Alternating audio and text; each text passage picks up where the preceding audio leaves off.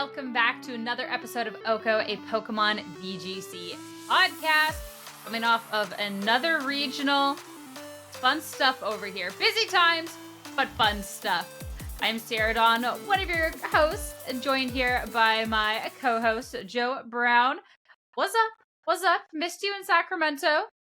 I know. I'm sad I couldn't be there. You guys did a great job. It was kind of a legendary crew out there on the West Coast, and then really crazy. I was over here on the East Coast in New York. I went to New York Comic-Con last weekend, so for a couple days. So it was a lot of fun. Probably spent more money than I should have, but that's part of the fun, right? Naturally, if you don't go to like a Comic-Con or some sort of event like that and spend too much money, willing to bet that you did it wrong, that's for sure. But going on for today's episode, a couple of the things that we're going to be talking about, of course, the Sacramento Regional Championships that had just happened, as well, kind of combined with that, talking about Regulation E, because it definitely took a little bit of a crazy turn heading into that weekend. Then we're going to be talking about the Blissey Rays that are going to be returning to the game. Exciting stuff as well, diving a little bit deeper into the resource gathering of the game, how you can always be prepared for making your teams. Then, of course, we will have our question of the week and get this wrapped up. But yeah, Sacramento, you missed it. Did you get a chance to tune in at all, though? Have you gotten a chance to really go back and watch? So I heard rumblings of a legendary Weeping Bell. So I went back and I watched the caster battle, and I've watched all of top 8. So I'm at least versed enough in like kind of the general, overall overarching themes of the weekend. And I know there were some things like players getting on stream twice and all these things that I missed out on, and I don't know what happened in those, if those matches were fun or not, but at least the caster battle and all 5 top 8 matches were pretty fun to watch. I'll catch you up to speed on everything. First off, that villain arc of mine, that is the Weeping Bell I brought to the caster battle, because I had the worst experience getting to Sacramento whatsoever. So, coming off of Peoria, first off, back-to-back events, like back-to-back regionals, is intense. It is very tough. So tough. So I got back late on Monday, coming back from Peoria, because the flight sucked. I wasn't getting back any sooner. When I was coming back, my car finally started giving out on the highway and crossing over the border. Like, even like the border officer was like, yo, I didn't even think you're going to make it like to the thing. My car is making such horrendous sound. So it is not safe to drive on the highway whatsoever. So I had to rent a car to take to Sacramento. First thing that happens. Now, to be clear, Sierra did not drive to Sacramento from Canada. But I had to get to the airport. Yeah. I had to take. I felt the YouTube comments, so I just had to, You don't have to say it's true. No, good clarification.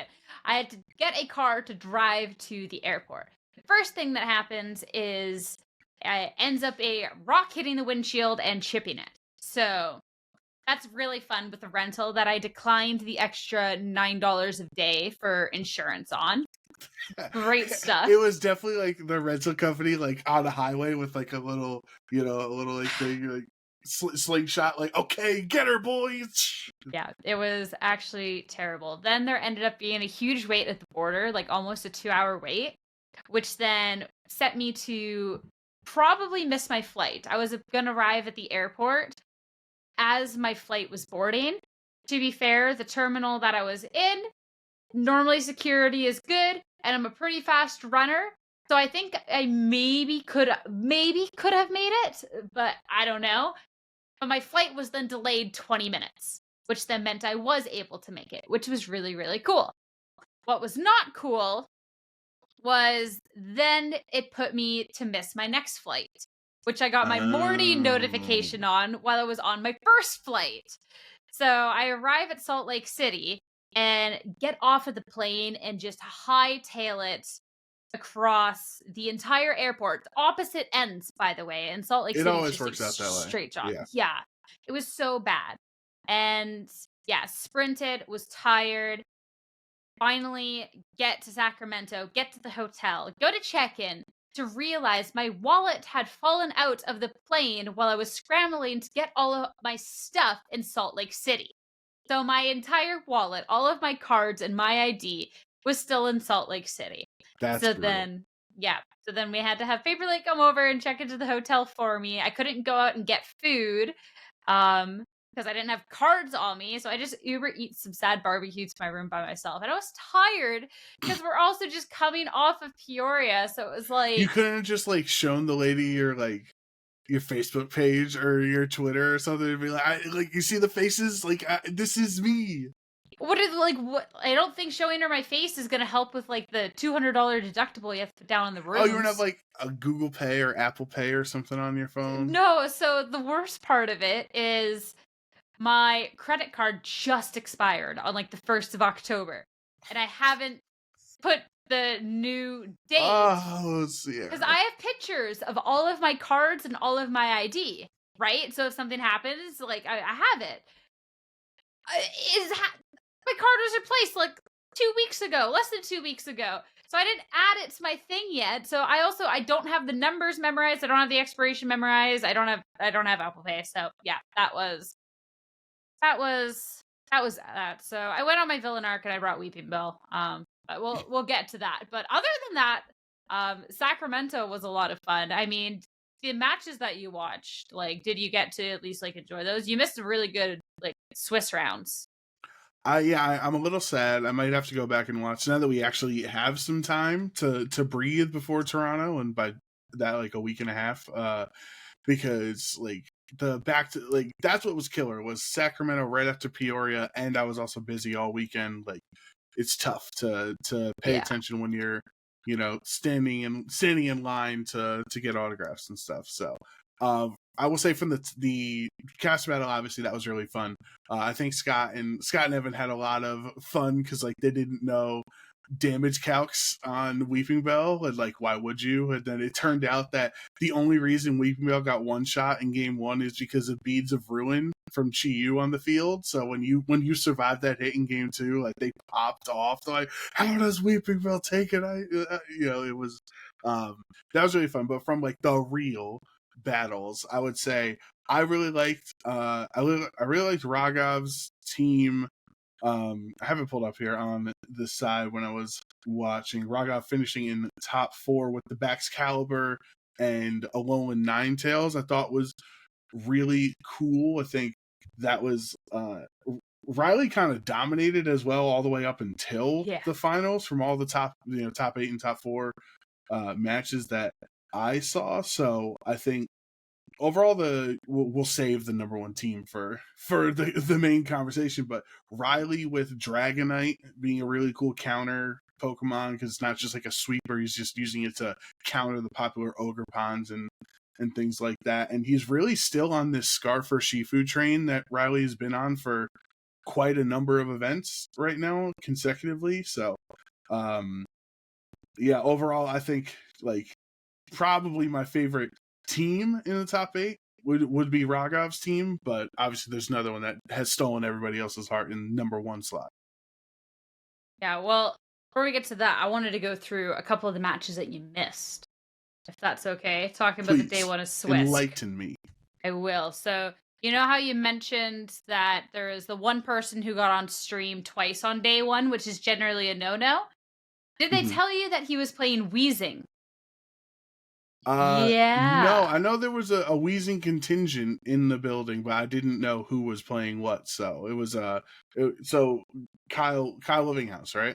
Yeah, Kyle Livinghouse brought Weezing of Pokemon and then had Ability Shield Landorus so that he could intimidate other people's Landorus and like Pokemon. They couldn't intimidate him back. That is awesome. So I think I saw a tweet about this that Landorus was able to intimidate a King Gambit without activating Defiant, right? Yeah. Which was really, really fun. And I know too, like there was a couple of comments about the fact someone got shown twice, but we're doing like the community votes now. So like for anyone who hasn't watched the broadcast live, there's now an option for, I don't know like whether they'll continue this or like how often this is going on, But for round 3, which is the round we start, as well as round 12 on day 2, and our top 8 matches, the Twitch chat gets to vote. So Twitch chat voted to see Kyle Livinghouse's team at the end of the day go up against Riley Factura. So that's how he got on twice. Right. It wasn't. It wasn't your conscious decision. The team backstage, because we all know that people don't appreciate when people get on stream twice in one day. Unless it's like extraneous circumstances. They're the only match left that hasn't started or whatever. No, the problem was the neutralizing gas. He turned off the ability to only be on stream once, and he got his second go at it. There you go. Anything's possible with Weezing. So, I would say I wouldn't imagine this is going away anytime soon because they made a graphic for it, the chat selection, and how much it takes to get a graphic done. Like if they want to put all the cool flashy things together to realize the image, I think it's gonna stay around. So I think there are ways we can tweak it. Nobody has asked me because I don't think anyone cares about my opinion there, but I do have some ideas on how we can tweak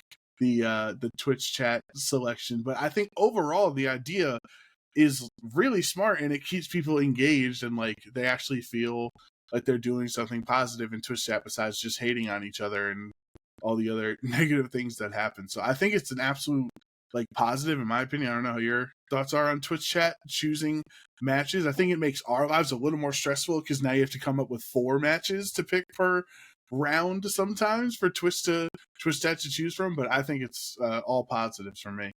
Well, were you a part of the process at Peoria to get this match selected, like running out to the tables? I wasn't at a table because Scott and I were casting the match. Oh, you guys were casted. But we were inputting the table numbers. Okay, so to put it into context of what needs to happen, I think they got it a little bit better this time with the stream liaison into the judges.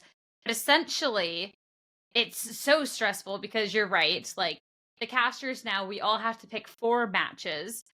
But while the Twitch chat votes, we can't have any of those matches start.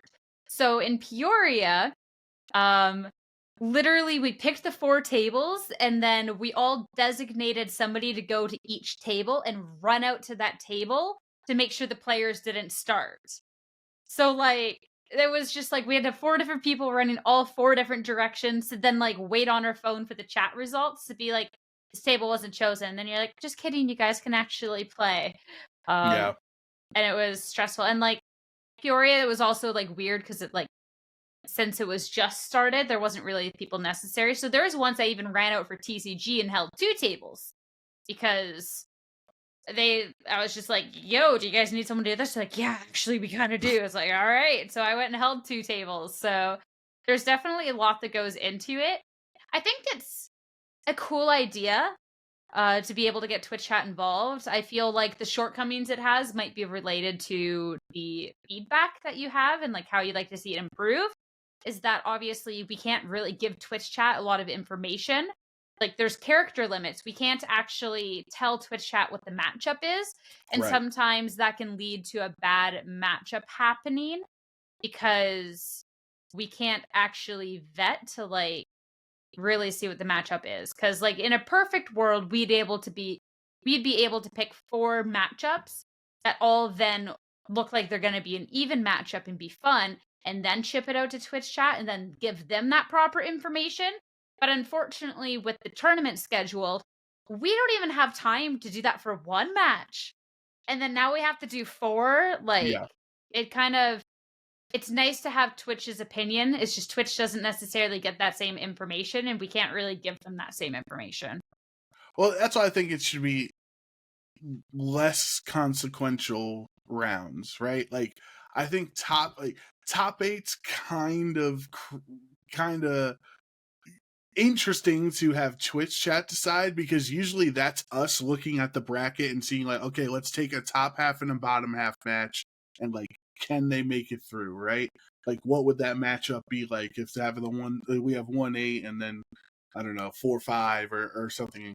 And then if you have Twitch chat decide the top 8 match, then one of the 2 at least, then they're kind of it twists your other options for the other top 8 match, because are you going to show the same half of the bracket and then miss both of the bottom half of the top 8? Like, you know what I mean? So I think it like really kind of hinders our decision making. And obviously the world, it's not about us, right? We're the casters, we're there for the audience to have as fun of a story and make it as entertaining as possible for them. So I understand that like it makes our life harder, but it makes the audience appreciate it more. I think it's definitely worth it. But like more, you know, inconsequential rounds, like the random round, you know, round even around 14, I'm okay with, like the potential winning in scenarios, because then now we don't feel bad if the player wins and they bubble out of top cut, because it's not our fault, because Twitch chat shows it. But like, I don't know. The round 3 also was tough, or is tough, because like at least if you do it in day 2 and like it's only maybe 25 tables, you need 4 people to stand at. But round 3, there's still probably like 45, 50 viable tables to choose from, something like that. At that point, you pick the 4 matchups and then run out to hold. But that means you have the fastest turnaround to pick those 4 matches. Right. So you don't hold 40 matches. And there's a lot to sift through. Like when people are just 2-0 at that point, there's so many. Well, that's just when you have the judges and the liaisons being like, guys, we need your answers now. And then that's when like things get missed, because like, right. Unfortunately, like we're on like the slimmest of slimmest of margins and can't actually look. So like, yeah.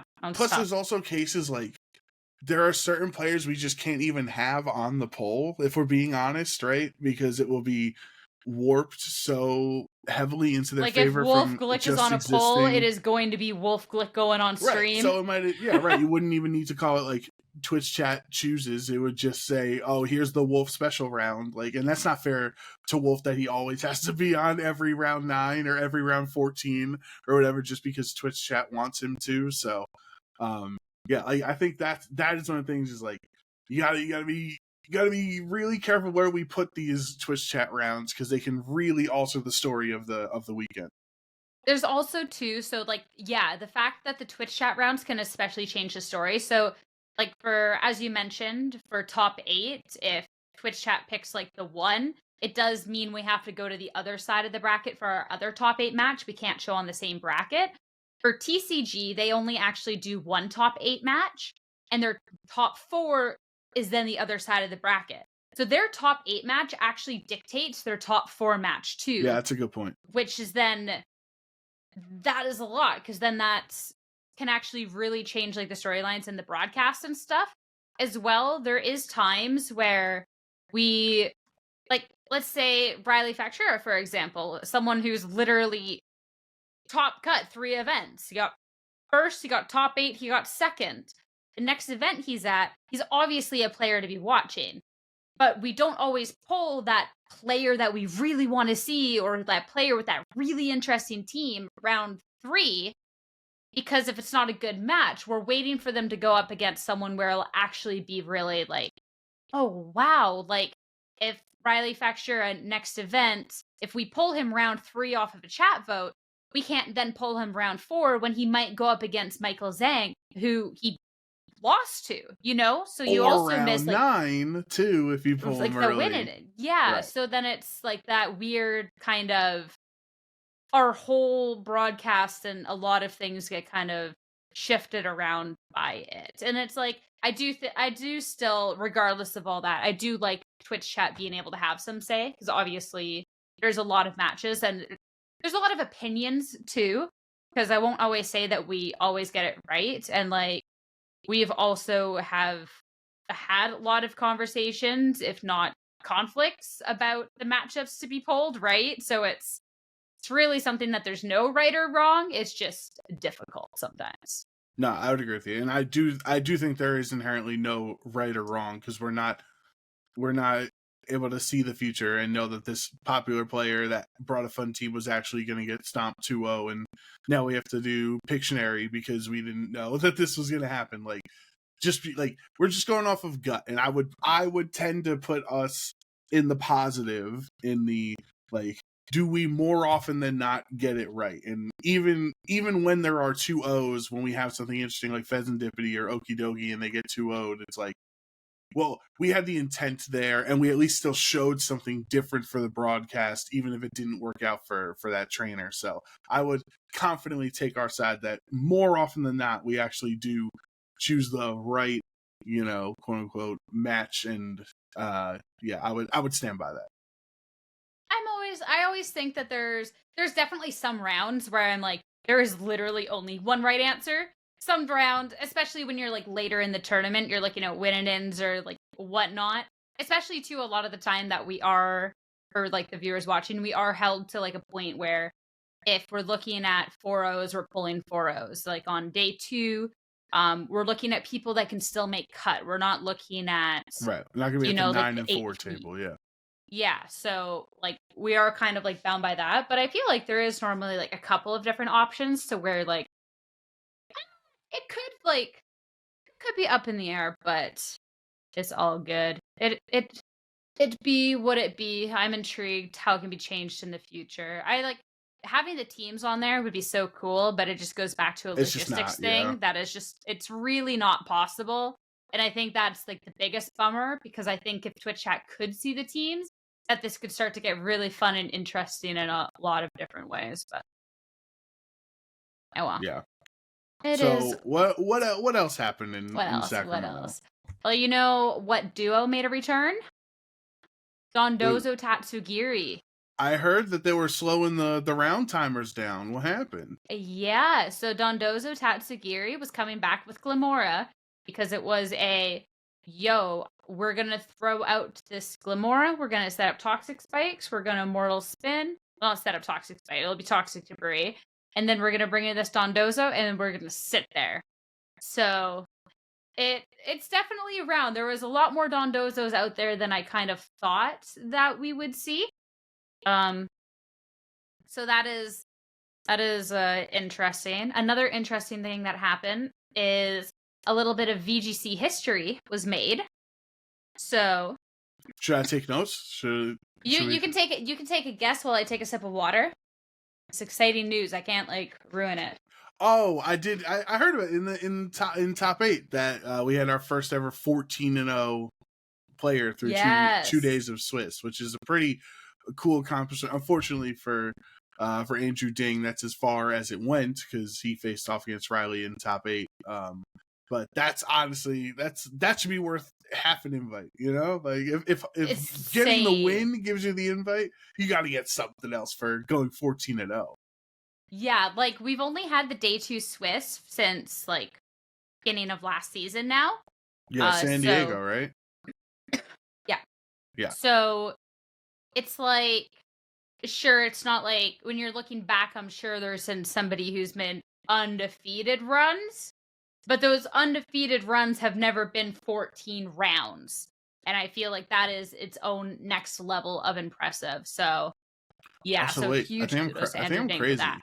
I think I'm crazy, Sierra, because no, San Diego was like a top 32, right? It wasn't like a Swiss. San Diego had 10 rounds on day 1. Right, and then Orlando was also the 10 rounds day 1, and then no, Orlando top was cut day 2. Orlando went to 9. Right, and so what was the first day 2 Swiss event then? If it wasn't Orlando and San Diego, I'm trying to remember what was next. Well, it was the beginning of like the COVID, like after COVID. No, because San Diego. No, San Diego. Then it would have been San Diego then. No, because it was top 32 is what we started. Oh, then it was Orlando. No, because Orlando was top 16 or something, right? No, Orlando was day 2. We sure? I don't know. No, but I will. It might be Orlando. Back. It might be Orlando that started it. I just wanted to, as I said, I was like, yeah, well, it wasn't San Diego because San Diego was a top 32 after the 10 rounds, which crazy. We were playing 10 rounds. Orlando was also 10 rounds. Yeah, that's what I'm saying. Okay, my bad. I'm getting there. I finally got there. I have a really bad memory. The first one with day 2 was Knoxville. Okay. I was still dead from Australia, so that Yeah. would make sense that I'd forgotten about. I had to go to Knoxville after Australia. I was dead. That's brutal. That's brutal. Talk about those back-to-back events. I mean, that's way worse than Peoria to Sacramento, honestly. That's And like I said, we're recording this now because Wednesday, like, I leave to then go to Las Vegas for an event. I was home for a day. I'm so tired. I'm so grateful, but I'm tired. What do your pets think about all this travel? I have really good cat sitters. So they'll sit here and they'll watch Netflix and they'll play video games and play with the cats. So okay. The cats aren't lonely. So it's okay. Wow, it's okay. That's some service. You get to play video games in my house, like just to keep my cats busy. Okay. Well, my cat sitters also live 2 minutes down the street, so like all around this is like mad convenient. There are some coworkers I had when I worked at Starbucks, and they're pretty cool. Also Pokemon fans, so it's really funny because anyone who knows me knows I'm terrible at messaging people, terrible at replying to messages. My cat sitters will message me like, "Do you need us this weekend?" Because they'll see the Play Pokemon announcements. Or, like, they'll get the notification that there's a stream scheduled on YouTube, and they're like, "Are you going to that? Do you need us?" I feel... Hey, respect the hustle. Do they know me? You ever talk about me? I do not talk about you to my cat sitters. I am sorry. Tough. That one hurts. It'd be like but that. It is like what it is. It is what it is. But, back to our Sacramento stuff, because, we're talking about the fact that Andrew Ding had that 14-0, lost to Riley Fakshira in top 8, which is actually kind of funny because he played Riley twice and beat him both times. And then Riley beat him the third time when it like mattered the most, right? But I think we got to talk about Riley's opponent in the finals because that was a match. Also, hold on, I just want to say I didn't say anything on the Dozo point. I think it makes sense Dondozo's coming back since Water and Fire Ogerpon are so prominent. I think they were like 80-something% of the field if you combine it in day one stats, whatever the number was. That obviously as a water type you'd resist those Water and Fire Ivy Cudgels. Grass is nowhere to be seen from the Ogerpon set, and the only electric is really from Iron Hand. So I think just to add on to that point, I'm not happy to see Dondozo priority rising, but I can understand it at least. But let's get to the real spicy team. Yeah, stop being a Dom Bozo. We have more important things to be talking about here. But the winner of the Sacramento Regional Championships, Michael Zhang, who this was his first regional. So mad congratulations, because first regional, and he beat Riley Fakshira in finals. And not just beat, like, Riley had no matchup for the team whatsoever. Like, it was a 2-0, and it was, like, a dominant showing. Like, there's nothing Riley could do. Who'd have thought that the immediate millisecond that Fluttermane falls under half usage, a Kommo-O Tyranitar team wins a regional. You know what I mean? 4 times weak to Fairy, and then Tyranitar's also weak to Fairy. Like, the millisecond Fluttermane drops down in usage, they're like, all right, time to bring the dragons and dark types back out, boys. We can actually play Pokemon again.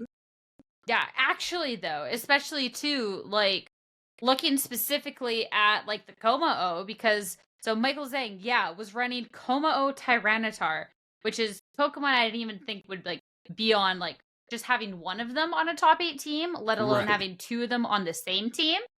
But, looking at Riley's team, and even just looking across the meta, like, it's so physically attack heavy right now, and then Michael just took full advantage of that and was just setting up the iron defense and then just body pressing everything, and it was just nothing that anyone could do. Like, there is Michael's, I think it was his top 8 match, maybe it was his top 4 against Raghav, where it was the top 4 against Raghav, where Raghav literally just like one shot the Kommo-O with Moonblast from Alola Ninetales because he actually had a special attack clicker.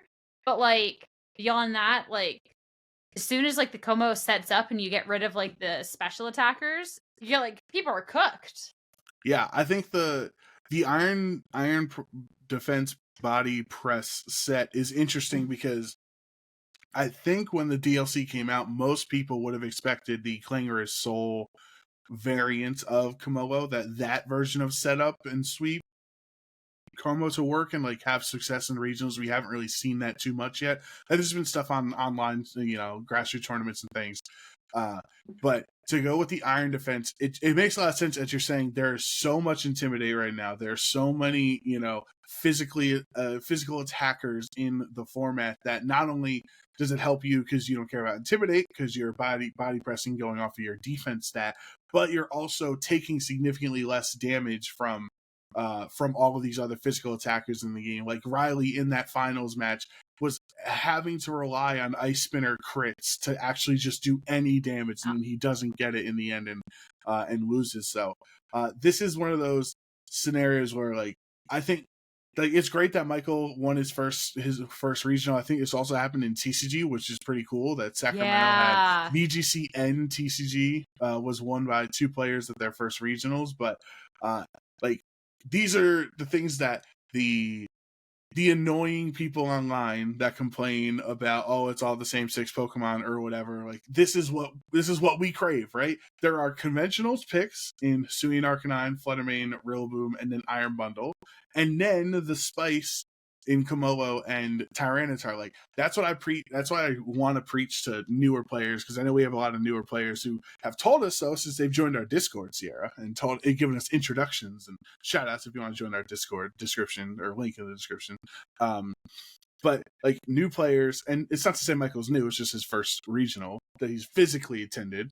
Like it's better to be the best at what you're good at than being okay at what somebody else built. And I think that's what a lot of players, because we hear it all the time, don't waste your time team building. You're bad. You don't know what's good. You don't just take something that's already proven and play with that and go into a tournament or into a regional with that because you know that that's been tested.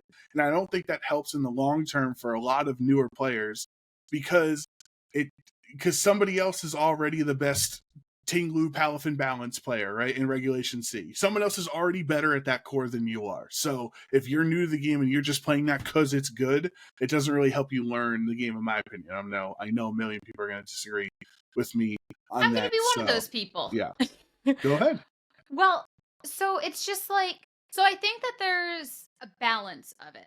So when somebody's newer to the game, I think being able to pick up a rental or someone else's pace to practice it and learn the game is very beneficial. Because I think if you're trying to run before you can walk, you're going to fall flat on your face. Because the thing with Michael's team as well is it's not like it's this completely off the wall team. It's actually really strategically built around the current meta that is offered. You're having Terra Psychic Tyranitar. You're having this Kommo-O in a field of very physically... Bro, we're not going to sit here and say Terra Psychic Tyranitar is not off the wall, okay? That counts as off the wall. Yes, but it's off, like, it's fitting for making this team that's going up against the meta. I don't think that this is a team that could have existed a month ago, existed 2 months ago, right, is what I'm trying to say. But the current format, because the format always evolves with what trends are happening, Pokemon get added as people start to learn the format a little bit more. And where this has led to, especially with the DLC with Ogerpon's edition, is we now have a meta that's very heavy on the physical attacker end, which is also why like Landorus has gone up in usage and Fluttermane has gone down. And as a byproduct of that, Kommo-O, which then, as you said, haha, Fluttermane gets the 50% usage. We're seeing Kommo and Tyranitar come out. But they're allowed to then work in this meta because of the fact that Fluttermane's gone down and because everything is so physically attack heavy. So that takes its own skill and knowledge to be able to kind of recognize that in the meta to then be able to create this team to kind of take that step. Whereas if someone tried to make this team or a similar version of it 2 months ago just because they liked the Pokemon and were newer and didn't really have a grasp of the meta, this is a team that could have flopped that they didn't actually go back to revisit because, like, yeah, you're trying to run before you can walk. So I think, like, once you get to a certain point, building your own teams and, like, working with people is definitely the way. But if you're just starting out, I do think there is a really big value in picking up other stuff to at least learn everything that's going on. Well, so I don't even want to claim, because I haven't, talked to Michael, like, I don't even want to claim a Karen argument of like this is a choose your favorites scenario, because I have no idea, because it's not like he's using random Pokemon. Like Kommo-O and Tyranitar theoretically have value. They're viable Pokemon in VGC. It's not like I'm not telling new players listening to the podcast to make a team with Mightyena and Oinkoloin on it. Like, because those are just not viable Pokemon in VGC. So what I'm saying with Michael, and what he has 4 conventional Pokemon, and then something just different enough that the rest of the field is not ready for. Like you said, Riley was in the finals. This man has got like 43 Worlds invites already, because he just keeps top cutting every single event. So he has so many championship points, and he had no answer for his finals opponent. Like, that's how unprepared people were for the Kommo-O strategy, right? So, like, I think we have an epidemic of average Pokemon right now, where you go to the 2 and 5 tables and they're using 6 of the top 8 or 9 top usage Pokemon on the graphic, right? And it's like, that's not how it used to be. Like, somebody just learning the game didn't roll up with Landorus, Fluttermane, Rillaboom, Urshifu, Tornadus, and something else. Like, that's just, and maybe I'm just get off my lawn back in my day kind of that person right now, but like, that was fun, because I was at those 2 and 5 tables when I first started, and my opponent's using Water Pledge, Grass Pledge, what's his name, Samurai and Superior or whatever. Like, those are fun things. So I think there has to be a middle ground of like, only use meta, only use dog water Pokemon. Like, there's got to be something here. And Michael took popular Pokemon and then filled in the holes with off meta or unseen meta Pokemon in Kommo-O and Tyranitar, and then now he knew that matchup better than everybody else because no one else was prepared for it. I maybe should have clarified too with Michael's team, because I did get to talk to him, because I did get to do the analyst hosting at Sacramento, so I got to talk to all the players. I did do an interview with him, and he had really sound reasoning as to why it like worked in this meta. Knockoff on Tyranitar being added is fantastic, looking at all the ghost types and stuff out there, as well as the fact that Kommo-O like was being able, like, the two have their strengths, and then they counter each other's weaknesses to where this pairing was good and it could exist now. Like, he's actually, I'm really bad at like paraphrasing people and stuff, but like that interview is on YouTube, and it wasn't just like I liked her, because I asked, I was like, why Tyranitar? Why Kommo-O? And it wasn't like I like these Pokemon. Like, it was actually really insightful as to like the meta game and where it was at and like why they were good. And also, you're talking about the 2 and 5 tables. There's still crazy stuff out there. You got to go looking on like Arcanine and like seeing what is out there. At Peoria, there was a Alolan Sandshrew and this Sneasel that was out there.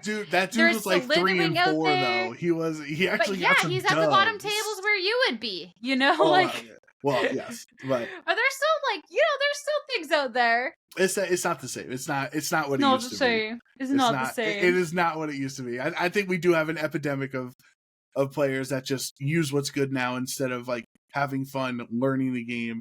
Like, maybe Michael and Justin Tang have now built this potential that every person that watched Ash in the anime and now sees Justin and Michael win their first event, they think they're going to be the next big star to win their first regional, so they use the popular Pokemon. But more often than not, it's good to get that foundation and have fun and enjoy, like, embed yourself in the community. That's more probable than winning a regional the first one you ever attend, right? I mean, if you're looking at a probability, obviously, I feel like for majority of the people watching, and including like us, like, there's never going to be that winning the regional. But like, I do think on like the learning the game, the like the foundation of like learning with good Pokemon to then realizing where you can adapt and push that a step further is a good thing. I think if people are forever sticking to, because this is the problem that I'm encountering now. I know we talked about it a little bit last week with Beck, is I've only used other people's teams. So I have a severe issue with team building and innovating and pushing that next step. But I wouldn't even know where to go for the next step if I didn't have that foundation of like good stuff now, right? But I think if I was always to stay in this comfort zone, that hinders my thing as like my skill as a player. And like same for anyone else watching. If you never take that next step, you're gonna be at those bottom tables probably with your Landorus Ogerpon top tier team that's actually not doing you well. Like you do need to eventually kind of like move on. Not to say you're gonna be running Kommo-O, but like you just kind of think for yourself a little bit more in it. Yeah, I would agree. I think there is room for creativity, and I think a lot of it, as we mentioned, has come down to Fluttermane not being as oppressive as it has been for the rest of the history of Scarlet and Violet, as long as it's been legal. So now there were multiple regulations, Sierra, that it was like, well, I want to try Cerulege. Nope, you can't. Fluttermane's on every team. I want to try this random dark type. Nope, you can't. Fluttermane is on every team. I want to try this dragon type. Nope, Fluttermane is on every team. So I really do think that and I don't blame players because Fluttermane was that strong. Yeah. So I don't blame people for just using it, on 80% of teams. So like I do think that has actually hindered some of the growth of the team building variety in Scarlet and Violet, and now that we're in this new era, that at least the Ogerpons do different things, even if they are making up 85% of of the meta. That's all of it. Yeah, that at least they do different things, where the Fluttermane just did like the one thing so exceptionally well that it neutralized the entire format.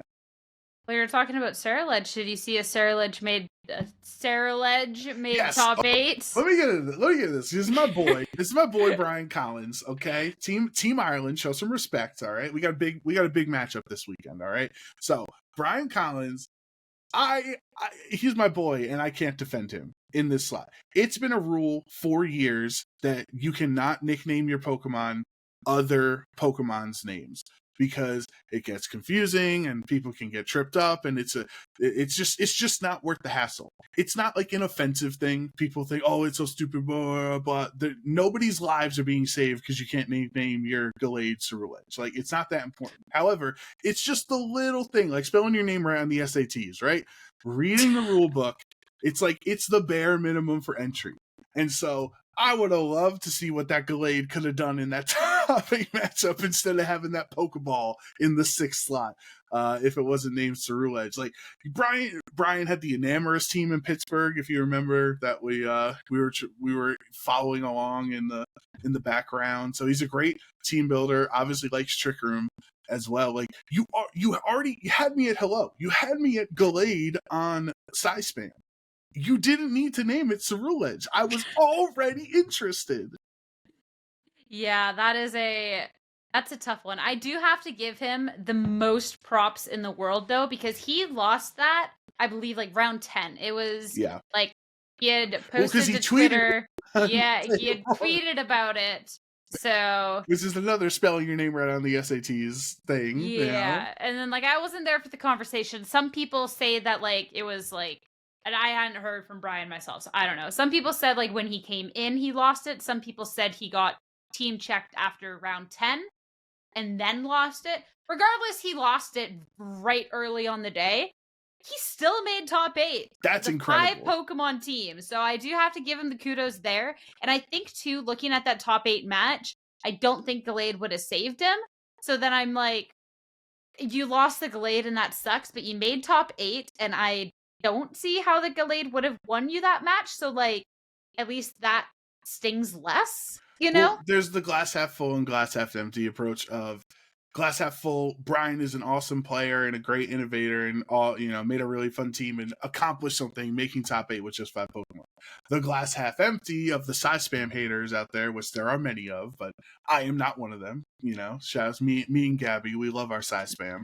Like, people are saying, wow, Psyspam is so brain dead, you can make top 8 with only 5 Pokemon because you don't even need 6 Pokemon because you just do the same thing every time. So have they ever heard of 4 Pokemon cores? Like, literally, there's so many teams that people bring the same 4. People on the internet are saying, like, he doesn't even need a 6 Pokemon. Psyspam's stupid. Blah, blah, blah, blah. That was the internet. Like, I was impersonating. that's just being uninformed, because there is teams out there that literally just have a strong 4 Pokemon core that you'll maybe sometimes bring the 6th and like 5th and never bring the 6th unless you go up against a very certain thing. Like, Right. and you don't call those teams brain dead. It's called knowing your matchups. Like, I I don't agree. know. Listen, I'm a big Brian guy, but I think he took a step back this weekend. That's all. Step forward, making top 8 with five Pokemon. Step back, only having 5 Pokemon because you named your Gallade Ceruledge, which is clearly against the rules. So I guess he ended up where he started. Step forward, back. You know, Brian's right here. Best of luck, Team Ireland, this weekend. At the end of the day, it's like, you know, if someone's getting in trouble, like it is in the rule book, if that's what you're getting in trouble for at a Pokemon event, you're keeping your nose clean, you're doing pretty good for yourself. Like, now you know for next time, don't name your Pokemon another Pokemon and you're gonna be good.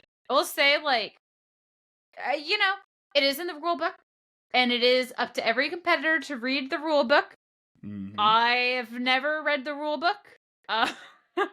So I like things like that. Like, I would have never known if it wasn't me joking about it. Like, when I first started playing the game with somebody being like, oh, I'm going to name this Pokemon this. And like, you can't do that. I'm like, Yeah, it's serious. See? Like, your friends had your back. Yeah. But like, I never would have read the rule book. And I know like Ryan isn't the first person to have done that. And he will never be the last. So PSA out there for anyone listening who wants to go to an event. No, like, even if you don't read the rule book, you should. But like, when you inevitably don't, like the terms of service, just don't nickname your Pokemon another Pokemon. Don't nickname your Weeping Bell anything offensive. Hey, my Weeping Bell had no nickname, but it should have been nicknamed the Goat after taking that win on stream. It's, oh my goodness. Yeah, that caster battle. So we've referenced a couple times. Me and fellow caster Jake Mueller got to have a caster battle on stream before we got into top 8. And I brought Weeping Bell. Why?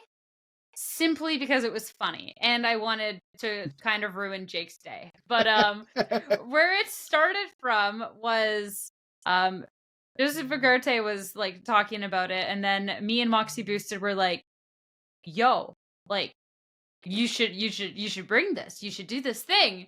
And then Marcos is like, wait a second, but you should make it a Weeping Bell and throw Evilate on that. And he builds out this team, and he's like, come on, Joe, bring this to Sacramento. Bring this to Sacramento. Joe's like, no, like, I'm not going to do that. And then I was just like, no, but I'll make it, and I'll take it to the caster battle, because I think this would be really funny. So sure enough, I pull up with this Weeping Bell team. You're saying like nobody knows your Weeping Bell calcs? I actually pulled up with a couple of the funnier calcs that I thought were good. Are these Beads of Ruin approved, or are they just regular calcs? So no Beads of Ruin on these ones, because I didn't run every calc. But all right, 124 plus attack, Iron Hands, Drain Punch versus my Weeping Bell. Does 33 to 40 damage, which is a possible 5-hit KO. There you go. And then you'll put it to sleep eventually. Exactly. Plus, I was running Strength Sap. So, good stuff. I just keep Strength Sapping back. Can't KO me. Plus 3, 252 attack, Terrafire, Ogerpon, Hearthclave, Ivy Cudgel with a 1.2 mask boost versus the 36 HP max defense Evilate Terra Dragon Weeping Bell. Guaranteed 2-hit KO. 80 to 94%. You threw the Terra Dragon in there. I was really nervous first. Is this about to do 600% damage? Terra Dragon Weeping Bell. Because Terra Dragon... Well, you gotta use the Charizard raid Dragon Shards, eventually, so... Well, plus you wall every type of Ogerpon, like... Right. It's actually, like, super, super good. Yeah, plus max 252 plus special attack Life Orb Heatran Flash Cannon versus 0 special defense Evilate Terra Dragon Weeping Bell. 83 to 99.3% guaranteed 2-hit KO. Hashtag calculated. Love it. Calculated. Yeah. So it was just this team was really, really dumb. I was running sleep powder, um, strength sap, and then I didn't really care about the attacks, so I just threw sludge bomb and leaf storm on there. And it was funny because I was talking to Agarte before the match, and I was like, "What should my leads be?" And he's like, "Never bring Weeping Bell." And then I was like, "Okay," and then I just let it game one. What do you know, Sun Spammer, regional Yeah. champion? I was just like, well, of course I'm leading it. So that was good. The look on Jake's face, by the way, too, because I didn't tell him what I was bringing. He had no clue. I just kept saying, I'm bringing something spicy. We're sitting at the table. We get to the menu. He sees Weepy Bell, and he's like, Weepy! Just so funny. And then the first thing he does is target it down and KO it. Yeah, that was disrespectful. He was also a little bit of a sweaty Susie if you looked at his team he had on that side for a caster battle. Jake, I'm just saying, you got to bring some spice in caster battles. Don't bring Chi-Yu Flutter Iron Bundle or whatever he had. I forget what it was. Yeah, it was the worst part, it was a very special attack heavy team. Yeah. Which my team doesn't appreciate. My team being the fact I wanted to bring Weeping Bell. But I was able to set Sun, and then I had Helping Hand Torkoal. So I just that was different. Yeah, that was interesting. That was fun. So I just Terra Fairied my Flutter main, and then just like swept through his team with Helping Hand. I was debating on the last turn in that battle. I was also running Fissure on Torkoal because it's funny. Yeah. I was debating just swapping out and trying to go for the Fissure KO. But then I was like, yo, if I throw this match by any means of the world, like, I am fucked. And then game 2, the Weeping Bell actually did stuff. And put his Iron Bundle to sleep because it lived a freeze dry.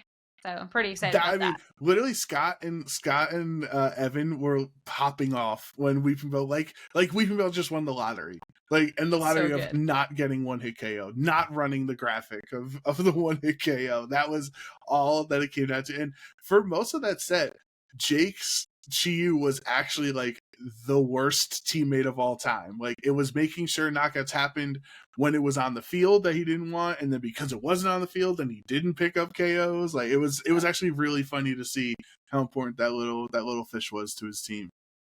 Yeah, and then Weeping Bell lived that first turn and sleep powdered, and it was super cool. And then you know what I promptly did?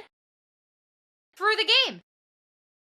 Why? So he was. Didn't you miss another sleep powder or no? Nope. He was photosynthesis. Speed booster. Speed boost. So sweaty, Jake. And I knew that. But then I brought in my Torkoal anyways, thinking that I was going to outspeed. No, I'm not. He's speed boosted. So I was doing that to outspeed the Flutter main, but I had that information from game 1, so I was being dumb. Had I kept my Iron Hands in and just heavy slammed that Flutter main, it'd have been gone. And I probably would have swept the game. But you threw Jake a bone, so it ended up 1. It just became 1-1, you know? I told him it was because I didn't want to embarrass him on stream, like O2ing him with Weeping Bell, so I had to 1-1 him, you know, like for his sake. But with the real people, we know. We know. Yeah. If I wanted to win that match, I could have. I just, you know. I could have won if my opponent was better, you know. Could have done that. It'd be like that. It'd be like that some days, but actually, kudos to Jake. It was fun. I can't talk too much smack, or else nobody will caster battle me. Well, I'm about to say, like, I think because you now have a reputation with your Torkoal Slitherwing and now Torkoal Weeping Bell, like, someone's got to bring a rain team in your next caster battle. They have to be ready for it. Then I'm bringing Snow.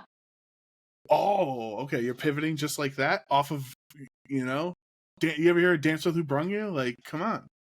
I almost brought Monkey Dory to the caster battle. Okay, so yeah, somebody sent me a rental and it had Galarian, Articuno and Monkey Dory. And I just like looked at the team and I'm like, yeah, this could be funny. And then I was talking to one of the casters, I think it might have been Len, and I was like, I don't know what team to bring. And he's like, definitely Weeping Bell. I was like, all right, done. There it is. Done. Hadn't played a single match with the team, didn't know what I was doing. Now, why was it Weeping Bell instead of Victory Bell? I think this was the question on everybody's mind. Because it was funnier. Because they both have chlorophyll. Victory Bell 70 speed compared to 55 speed. Who maybe that changes your speed tiers. You never know. It was funnier. Okay, I respect There's it. literally no other reason than it was just a really funny meme to bring You should have said you ran out of leaf stones. That's what you should have said. It's like, oh. Twitch chat was lighting up saying that. It was so funny. Like, could she not find a leaf stone in time? Yeah. It was good. And honestly, like, I made the team. So I made the team Saturday morning while getting ready. I'm like doing my makeup while making this team. Oh my god. So multitasker. I know. But yeah. I did it though. I managed to do it. So proud of myself. I was the only one to bring Weeping Bell to Sacramento Regionals. Tragic. Actually tragic. Yeah, you had Weeping Bell and Michael had Tyranitar. You know, I think the two heroes of the weekend, honestly, were T-Tar and Weeping Bell. Yeah, no, 100%. And we can't go through any of the other teams because we did that thing where we recorded the podcast before Victory Road got to update everything. The classic. We had to, or else we weren't getting an episode live. So it's okay. It's okay. But we can talk about who was it? I'm trying to think in Michael's. So he had the supportive Hisuian Arcanine, right? Will-O-Wisp on it. With Will-O-Wisp and I think it was Citrus Berry or something like that. Instead of the choice band version where it's just trying, max attack, flare blitz, rock slide or whatever. And I think that's also cool. That's another iteration that Michael made, not just using the top Pokemon with its top 4 moves, like changing its item, changing its function, changing its EV spread, because I think a lot of people have been like, oh, Hisuian Arcanine is just Arcanine with Rock Slide.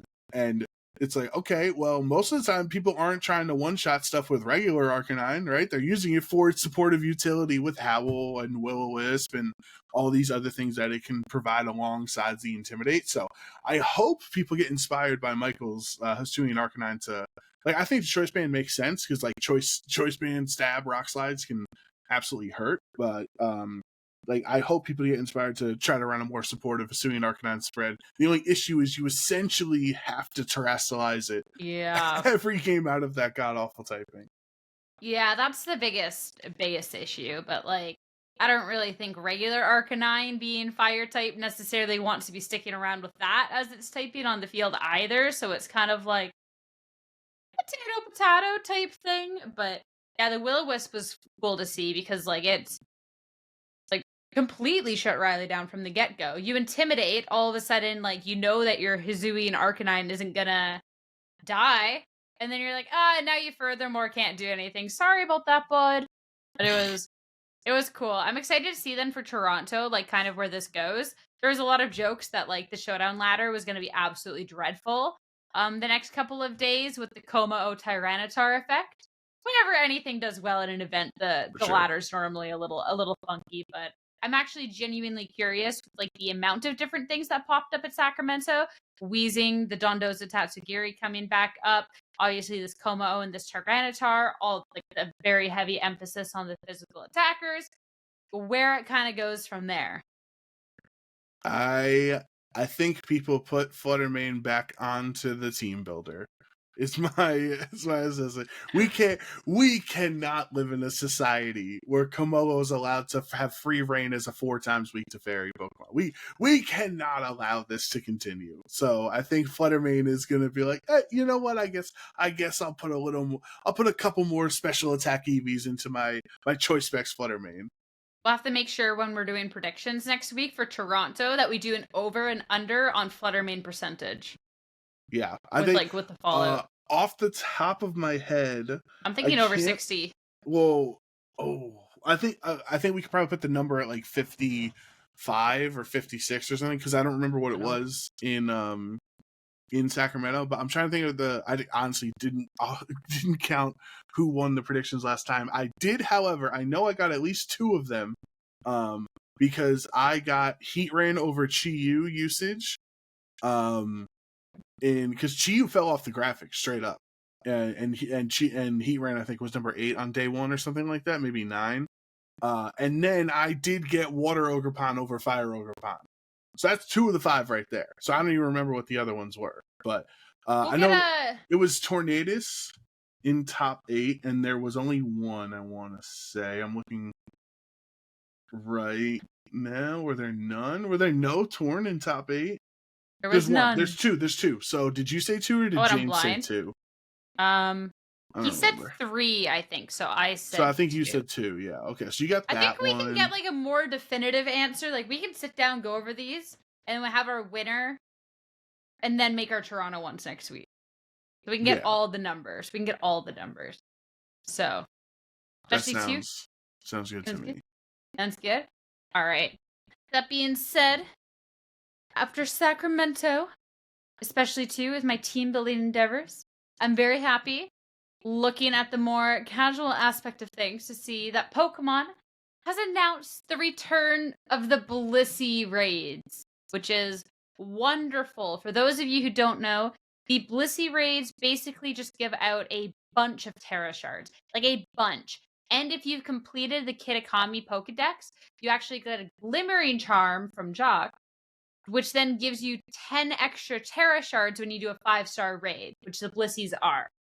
So if you like team building, playing competitive, even if you don't like team building, like if you play at all, this is a huge event to be going on for you. And it's like the 20th to like the 22nd or something. It starts at 8 p.m. on October 19th. So, I don't know. I'm okay. I got you. It's coming at some point. It's at 8 p.m. on October 19th. I know, but you're like 9. I was thinking about it. I was thinking, it's late. I'm tired. Like, whoa! It comes out during Sacramento. I gotta go back in time and get some Blissey raids done. I'm trying my best over here, but this is exciting. I still need help though, because I have not completed the Kitakami deck. So maybe I'll pop into the Discord and ask people. No, because these trade Pokemon are so annoying. Game Freak thinks we have friends that we can trade Pokemon with. You know, like you don't have friends with complete living decks that will like sit there for 2 hours and trade you every single Pokemon so you can get your Shiny Charm and Kitakami Pokedex. No, you have fake friends. No, I can't say I do, Sierra. You are have fake friends. I've done this for 3 generations in a row, where I've had the entire Pokedex traded to me. And this generation, I did it once for Scarlet and for Violet. Violet, I had like 30 Pokemon, and I had somebody trade me. I had Gabby do that for me in Sword and Shield. We were at a local in Manhattan that she came down for, and like she was like done for the day, and I was like, okay, I have to go cast 2 matches. Can I give you my Switch for the next hour? And then I don't even know what I'm missing. And then she just like did all the work. So Gabby was the real hero there. But this time around, it's not like 85, which it was when Gabby did it. It's literally like 9 or something like that. So, and it's the legendaries. I'm just lazy. I'll catch the legendaries because, you know, not in the timer ball. Remember, not in the timer. Yeah, ball. not in timer ball. no timer balls. But you should definitely, because even like a regular raid, like if you're just farming for like Herba Mystica or something, you get that 10 Terra Shards. Like it actually adds up so fast. So, but I think that's really important too for the games because like the resources could be a little bit grindy to get sometimes. So it's like taking advantage where you can is huge. Like obviously that's a huge complaint with players is just like how much time and effort it takes to like get stuff. Yeah, I think the Blissies are fun. They're fine. Like, you know, people like it. I understand why Delibird was only around for Christmas or for the holiday season. I'd like for Delibird to come back also with the, if you remember over the holidays, it had the different random shards and stuff, because I think that's also going to be helpful. Now when people have the bonus shards that they get from raids, but I don't think every Delibird was a 5-star raid. So if the new item only works on 5-star raids, I don't think it works for all of them. It just changes the amounts, so you get less. And I don't think it's worth it unless you're doing a 5-star. Gotcha. Yeah, which is good. But I forgot about the Delibird stuff. But I was a little annoyed because the last time they did the Blissey raids, they did them at the same time as the Scizor, Hatterene, Hydreigon, and another Pokemon, Grimmsnarl. And those gave out, like, vitamins and stuff. But you would, like, go on the map, and then I would think that I'm getting a Blissey, and then all of a sudden I open it, and it's a Scizor raid. And then, obviously, some of those raids can actually be really difficult to take down. Hydreigon had Focus Energy, Hatterene had Calm Mind or something, Scizor had Sword Stand. Like, it was, like, kind of difficult. This is just straight Blissey raids, which is great. So, actually, too, how are you doing for resources in your game now? Because I know I had to help you build your last team up a little bit. Let me tell you, when we make this Pheasantipity team that we're making in the Discord right now, Sierra, I think you're going to have to be the main supplier of vitamins, because I still do not have a lot of money. So I have been grinding this game. I've been putting in work. So I have hundreds of each vitamin, and I'm maxed out on money. Why can't we trade money, man? Just put it held like in Animal Crossing, like, you know, like you put the bells combined into bigger pockets, and then send it over. Yeah. Yeah. I have about 500 of each Terra Shard. The ones that I use a little bit more often, they're probably around like the 100. I always try to make sure I can at least Terra one Pokemon at any time. I try to make sure any TM that's like needed. I went and killed a bunch of Scatterbug the other day, so I have like 50 Protect TMs. That's actually huge. Yeah. Yeah, I've been grinding. My next feat, because I'm trying to make like the easiest like game to get teams on. Especially after Worlds, where I had to build like 5 people's teams, and it was not a fun experience. But the next thing is I want to get a box of Pokemon and different egg moves that they have. So I can have it all in one spot and easily transfer egg moves to Pokemon. Smart, huh? That's not a bad idea. I mean, obviously, friends are going to need those, especially the more Pokemon that get added in. Those egg moves are going to be annoying of a process, so it'll help for sure. But I mean, you're just a hero. A being able to help so many people. I don't know how you do. I don't know how you have time in your day to save all these lives, Sierra. I don't know. Somebody's got to do it. It's what I do. It's just what I do. Nah, I'm just Everyone's kidding. a hero in their own way. I'm just kidding. I just like flight. If you're sitting and watching TV, like anything, like we'll even have like little Discord nights with like me and friends, and it's like we'll just sit there and do like whenever there's a raid event, we do Blissey raids, or like we'll sit there and do raids because then we can all get like the resources and stuff. But like it's actually so nice to just like get the stuff done in advance, because you don't want to be that person that's doing Terra raids at 2 a.m. before an event trying to get enough shards to like Terra your Pokemon. That's me. There has been friends of mine that I've seen do that, and it does not look like a fun experience. So like I just want to get like ahead of it, because like I was able to make this entire team, a Weeping Bell team. I made that entire team from scratch in about an hour. Like that's not bad. That's pretty good. The only cheat I did was I didn't have a okay, whoa. I should clarify. Yeah. Change your language. Change your language, Sarah. I'm changing the language. I did the only shortcut I took. There we go. Yes. I can't like whoa. Someone who's not watching YouTube can't see that I did the air quotes. I didn't have Sucker Punch on one of my Pokemon. And surprisingly, because I got rid of a bunch of Pokemon recently, because I was like, my boxes are getting bogged down, and I want to be able to have this like categorized nicely. I didn't have Sucker Punch on a single Pokemon. So I had to send that over to a friend to get Sucker Punch, and then I was like, oh, I need another egg move too. Can you just do that? Like, can I just send you another Pokemon while I'm already trading? So someone else put the 2 egg moves on, but other than that, I made the entire team by myself in an hour. Yeah, that is not as nefarious as it originally sounded. So I'm happy we changed our verbiage here. I just didn't have Sucker Punch, man. It's like, man, OHKO was a promising podcast. They made it 9 episodes in, and Sierra gets canceled for not having Sucker Punch and not explaining it properly. Yeah. I just need better words. It's not my fault.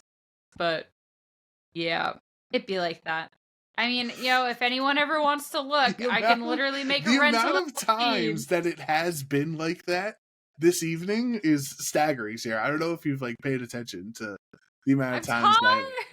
that I'm it's like, man, everything truly do be like that. I'm just tired, okay?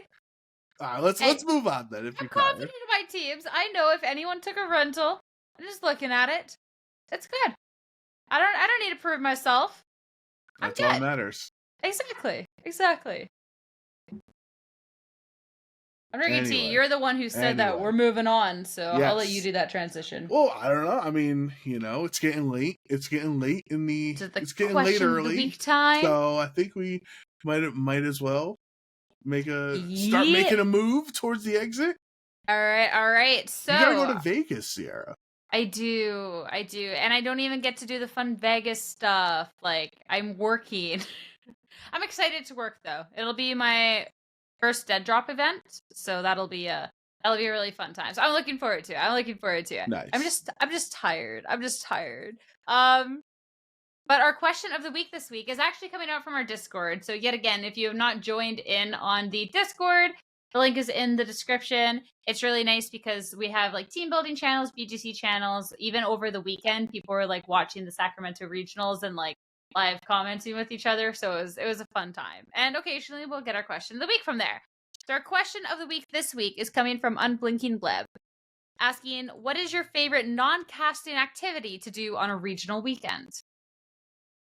So there's multiple ways this question can be phrased. Do they just mean in life if we are not working on a weekend, like I went to Comic-Con, does that count? Or do they mean the things when we are working on weekends that are not Pokemon related? Is that the premise of the question? My understanding was when you were casting an event, your favorite thing to do that's actually like not casting when you're traveling to go cast these events. Get delayed at the airport. It's always a fun one. Always a good one. Losing your wallet. Yeah. Yep. Only one of us has done that. I'm not gonna say who, but only one of us has done that. I wonder who. God, is it just such a lame thing? Like, I look forward to like the caster dinners or like when we're done working and we all go out to eat or something, like so much more than so many other aspects of Pokemon at this point, right? So like, we were in Peoria, we went to the same Irish pub for 2 nights in a row just because it's like, oh, it feels like home. We're all here. It's like it was good for that. So I guess my answer, which I don't get to do every time, but I'll lock it in, Sierra, is if I'm able to play in Chip or Puka's cube at a regional, at an event like Sunday night.